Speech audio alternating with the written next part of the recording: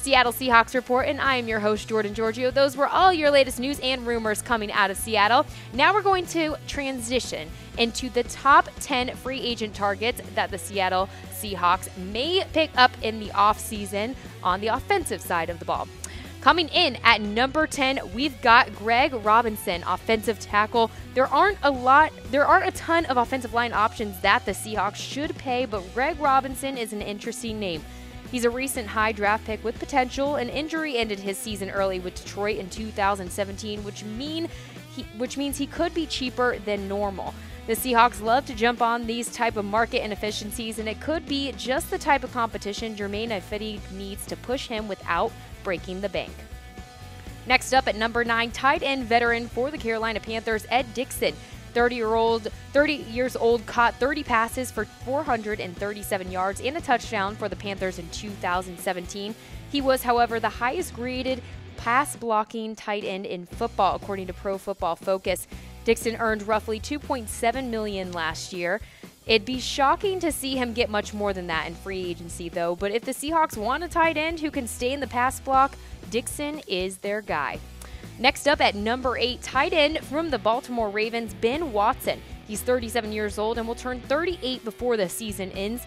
But he caught 61 passes with only 3 drops and scored 4 touchdowns. Perhaps best of all, he missed just 1 game in the past 5 seasons.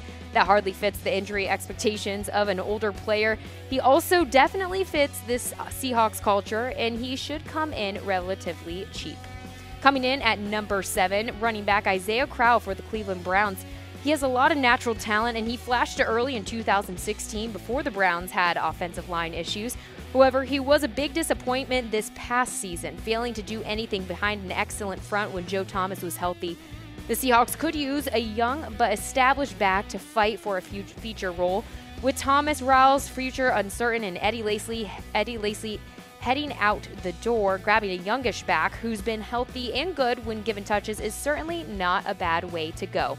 Next up at number 6, running back for the Minnesota Vikings, Jerick McKinnon. McKinnon isn't a very good runner as he hasn't been able to eclipse 4 yards per carry in either of his previous 2 seasons. But he's an effective receiver out of the backfield. He had 51 receptions in 2017 and 43 the year before. He's another young guy similar to Crowell. If the cost grows high for either Crowell or McKinnon, the draft actually might be a better option for the Seahawks at the running back position. You are watching your Seattle Seahawks report, and I'm your host, Jordan Giorgio.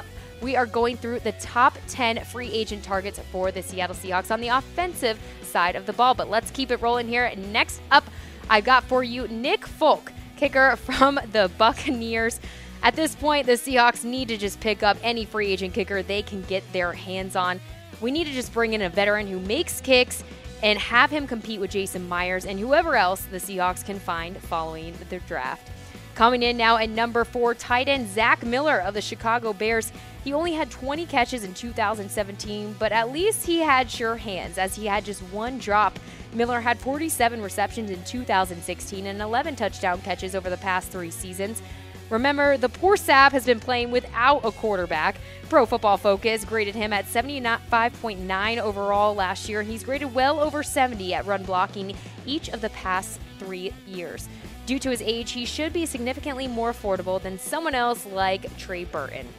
Let's keep it rolling here at number 3. Wide receiver Terrelle Pryor, the former quarterback, burst onto the scene after a position change in 2016 when he was with the Cleveland Browns. He caught 77 passes for 1,007 yards and 4 touchdowns during the 2016 season from one of the worst quarterback situations in NFL history with the Browns.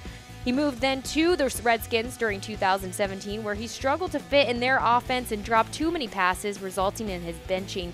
He eventually ended up on injured reserve. Now looking to bounce back in 2018, he's 6'6", 240-pound frame is perfect for the outside receiver position, especially on jump balls where he can use his height and strength to go up and grab the ball.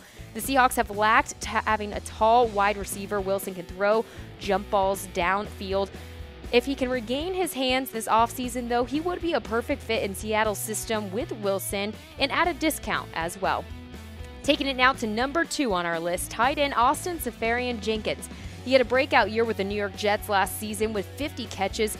He only caught, though, 3 touchdown passes and managed a pretty awful 7.1 yards per reception. He averaged 16.1 yards per catch with Tampa Bay in 2015 and was never below 10.5 before last year. So I'm not too worried about it, but he is a decent run blocker and just dropped 2 passes, and he should be relatively affordable.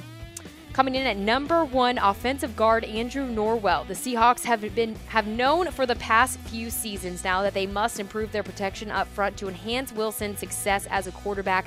Norwell is an all-pro during 2017 for the Carolina Panthers and has been among the best guards in football the past few years.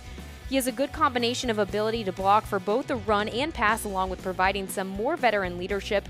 His elite ability to pass protect from the interior should help Wilson be able to make even more dynamic in more plays down the field. This move makes too much sense for both sides if they are able to find a middle ground in financial negotiations. The lack of Seattle's cap space may be a challenge, though, but Seattle must find a way to make this work to improve a huge weakness in their franchise. That was your Seattle Seahawks report, and I am your host, Jordan Giorgio. Thank you so much for tuning in. Those were all your latest news and rumors out of Seattle and the top 10 free agent targets that the Seattle Seahawks might be able to target this offseason. Make sure you go ahead and like Seattle Seahawks from Chat Sports so you get a notification every time we go live. But until next time, I'll see ya.